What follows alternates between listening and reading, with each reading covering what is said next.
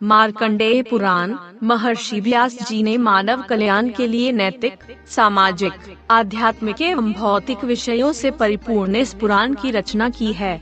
इस पुराण को जैमिनी ऋषि मार्कंडेय जी से प्रश्न पूछते हैं, जिसका समाधान मार्कंडेय जी करते हैं। मार्कंडेय ऋषि द्वारा कथन किए जाने से इसका नाम मार्कंडेय पुराण पड़ा।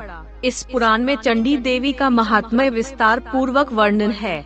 दुर्गा सप्तशती मार्कंडेय पुराण का ही एक अंश है। दुर्गा सप्तशती का भारतवर्ष के वैष्णव, शाक्त, शैवादी जितने भी संप्रदाय के लोग हैं, बड़ी श्रद्धा से पाठ करते हैं। वर्तमान में मार्कंडेय पुराण में 37 अध्याय एवं 9000 श्लोक विद्यमान हैं। विभिन्न उपाख्यान एवं महात्म्य से भरे हुए इस पुराण में राजा हरिश्चंद्र का उपाख्यान बहुत उत्करुण एवं मार्गिक प्रसंग है।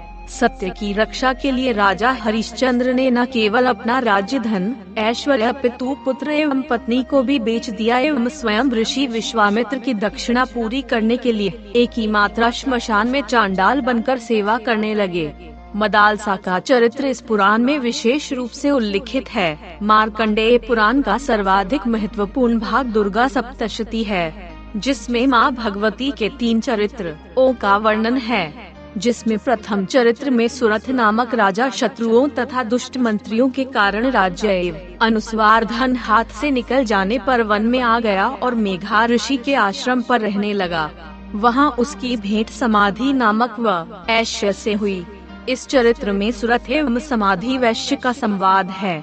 मध्यम चरित्र में महिषासुर वध की अद्भुत कथा का वर्णन है। उत्तम चरित्र में शुंभ, निशुंभ 2 पराक्रमी दानव, जिन्होंने इंद्रादि देवताओं को युद्ध में हराकर उन्हें स्वर्ग से निकाल दिया और स्वयं त्रिलोकी के अधिपति बन गए। इस चरित्र में माँ भगवती ने धूम्रलोचन वध, चंड मुंड वध, रक्तबीज एवं शुंभ निशुंभ दोनों को मारकर त्रिलोकी को इन असुरों के आक्रांत से बचाकर देवताओं को त्रिलोकी का साम्राज्य वापस दिलवाया। मार्कंडेय पुराण सुनने का फल। मार्कंडेय पुराण सुनने से जीव के सारे पाप क्षय हो जाते हैं, धर्म की वृद्धि होती है।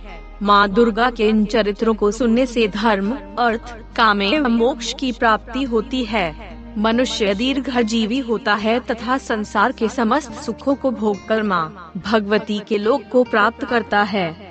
सत्वगुणी ब्राह्मी शक्ति एवं महासरस्वती वाक शक्ति में विराजमान रहत बड़ी ई की मात्रा है, जबकि रजोगुणी वैष्णवी देवी महालक्ष्मी मन की शक्ति है और तमोगुण रुद्र शक्ति महाकाली प्राण शक्ति है। ह्रीं क्लीं चामुंडाय विच्चे नमः।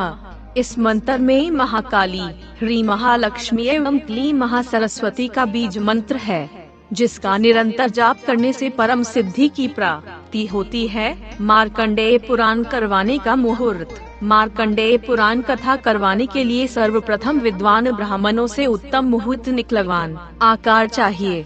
मार्कंडेय पुराण के लिए श्रावण, भाद्रपद, आश्विन, अगहन, माघ, फाल्गुन, बैशाख और ज्येष्ठ मास विशेष शुभ हैं। लेकिन विद्वानों के अनुसार जिस दिन मार्कंडेय पुराण कथा प्रारंभ कर दें, वही शुभ मुहूर्त है। मार्कंडेय पुराण का आयोजन कहाँ करें? मार्कंडेय पुराण करवाने के लिए स्थान अत्यधिक पवित्र होना चाहिए। जन्म भूमि में मार्कंडेय यह पुराण करवाने का विशेष महत्व बताया गया है। जननी जन्म भूमिश्च स्वर्गादपि गरीयसी। इसके अतिरिक्त हम तीर्थों में भी मार्कंडेय पुराण का आयोजन कर विशेष फल प्राप्त कर सकते हैं।